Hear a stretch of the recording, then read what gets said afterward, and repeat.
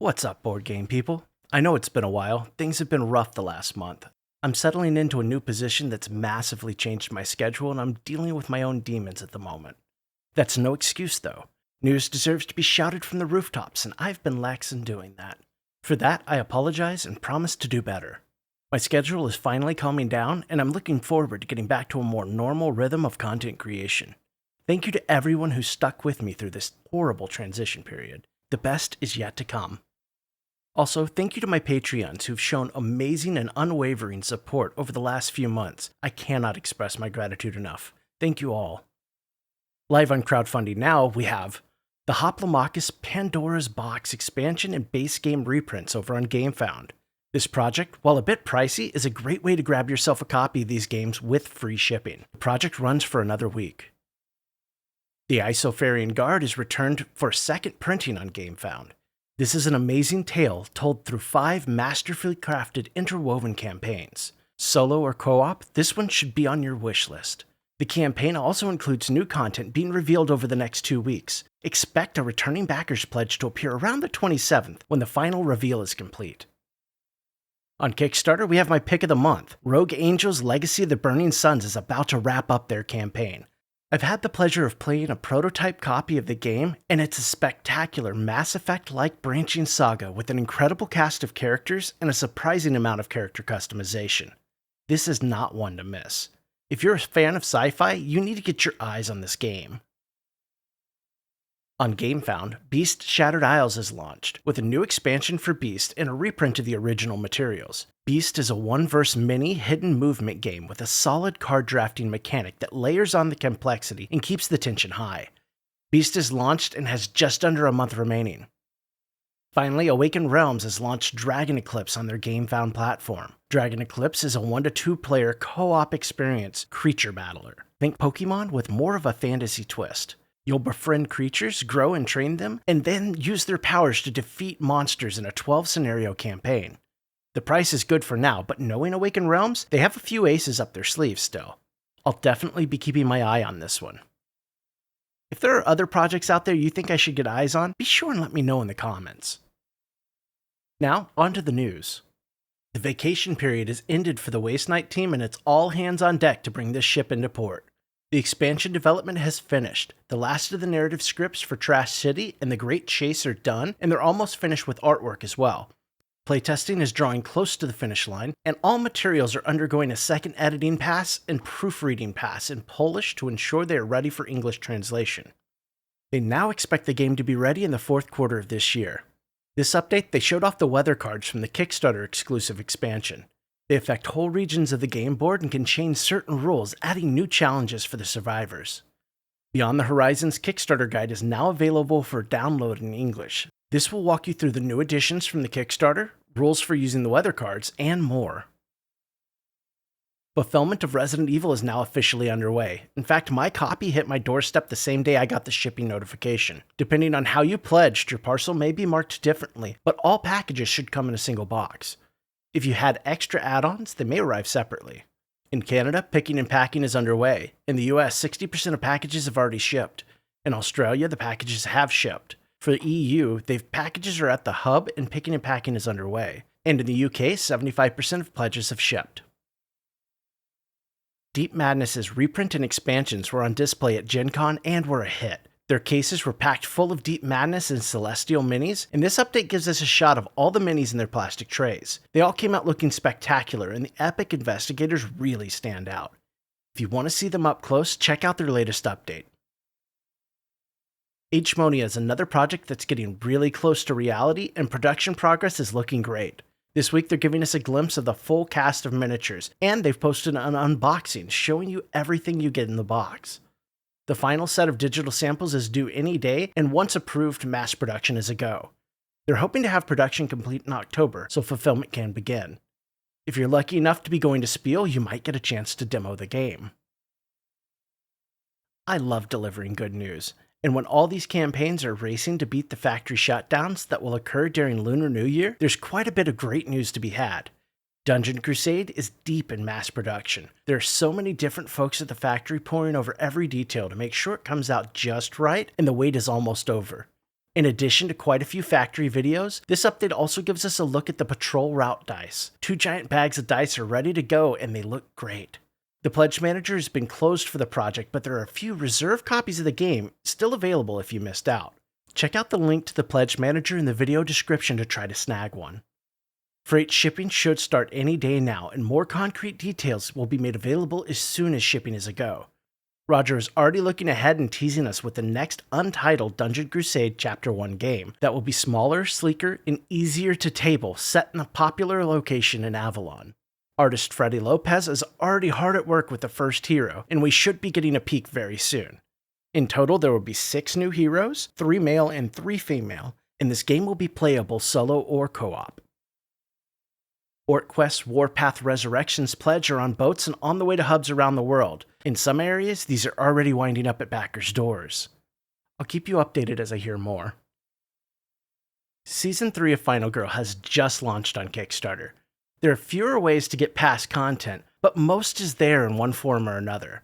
There also seems to be some huge surprises still in store, so make sure you keep your eyes on the campaign. I can't wait to find out what Van Ryder and AJ have in store for us all. Testing continues for Wave 1 of Stormsunder's Heirs of Ruin, and it's still set to wrap up by the end of September. Token changes seem to have done the trick, making the game more dynamic and fun, and encounters are still proving to be the most important and time-consuming portion of testing. A Stormsunder demo is live now on Tabletop Simulator. The game itself has grown quite a bit since the original demo was created, and while there are still some small spoilers to be found in the demo, story threads have been intentionally cut short, and you shouldn't find anything too dramatic there. They encourage you to read the rulebook before attempting to play. The team at Phantom Epoch is hard at work, and all of the new missions unlocked in the stretch goals are now drafted well ahead of schedule.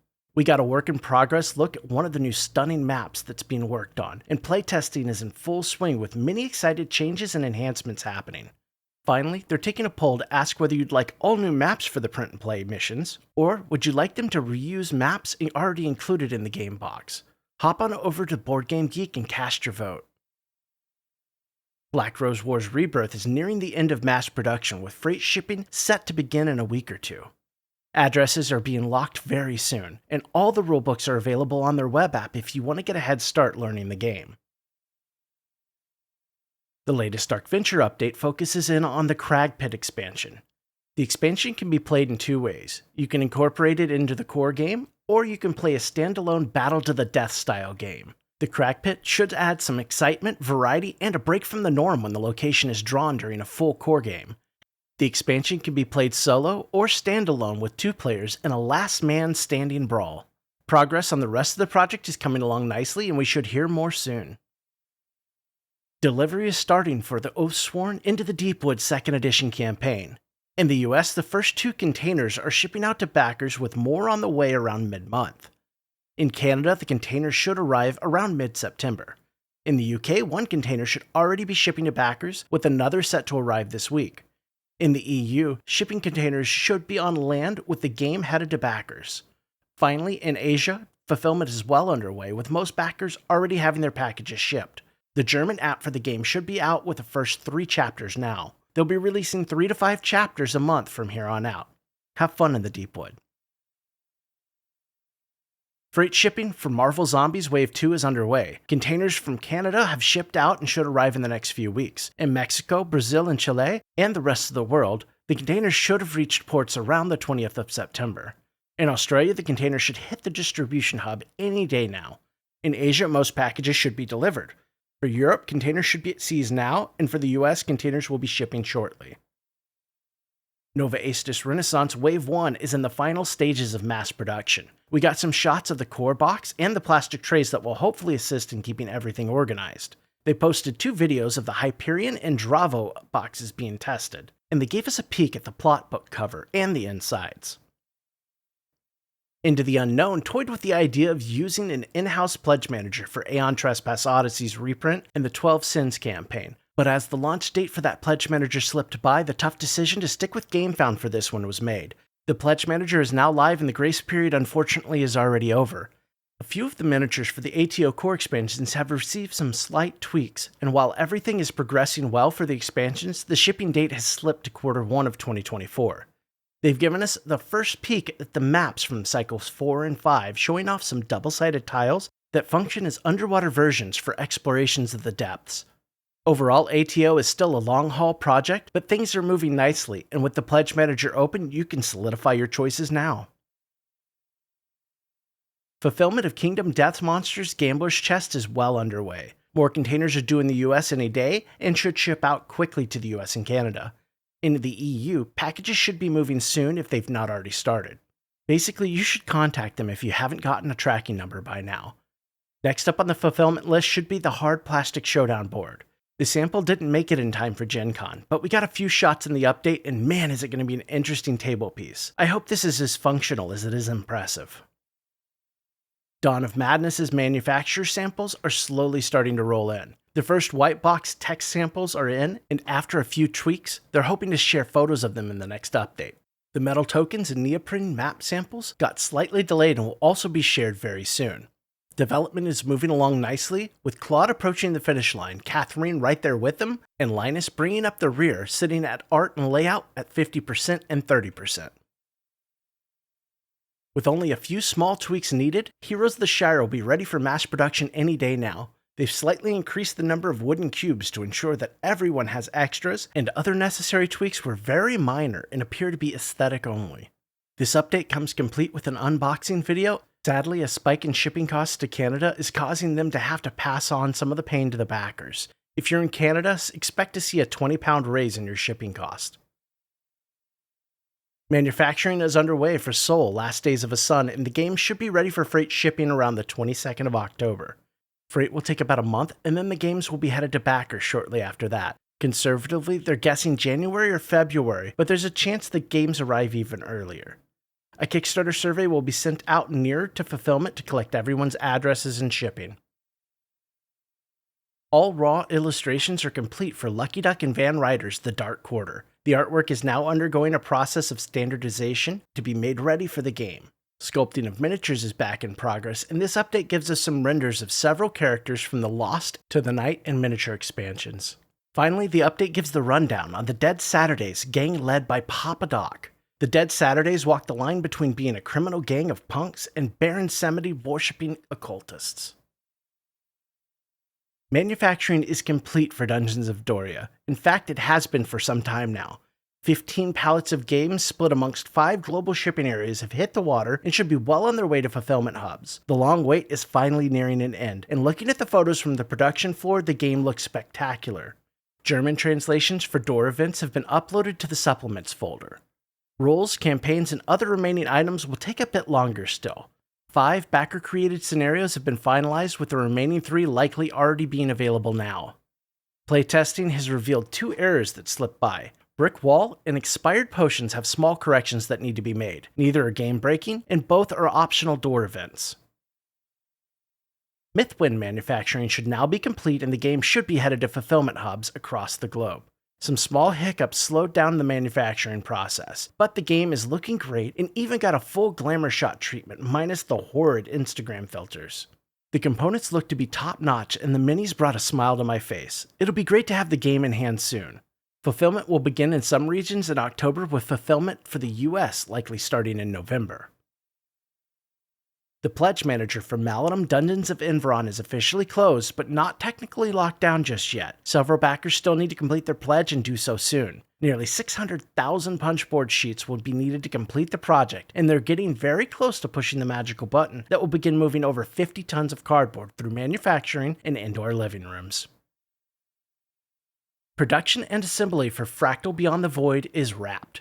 This is easily one of the games that has kept my excitement high despite all the delays, and I cannot wait to dig in once it arrives. The update shares a video from the factory floor, and it also shares even more exciting news that the games are on the water.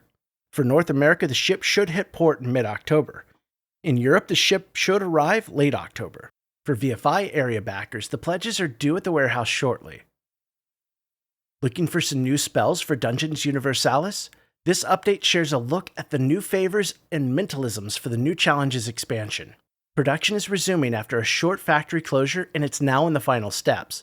Shipping should be ramping up soon, and the plan is still for Looter to handle the majority of fulfillment. This is a huge challenge, and I wish them all the best.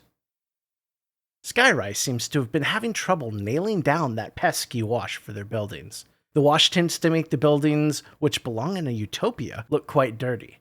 They released a few photos that were not meant for public viewing, and then later posted some more updated photos showing the progression of the wash. But it seems after everything, they still have a few tweaks to try making. For what should have been a simple game, this sure has shaped up to be a big production. Hopefully we'll see production copies soon. Alright, let's leave it here and I'll be back soon. I promise this time. Let's get caught up and on to bigger and better things in the future. Thanks to everyone who has stuck it out through this long break. And if you're just joining us, please consider subscribing to help the channel grow. Have a great week and play something new this week.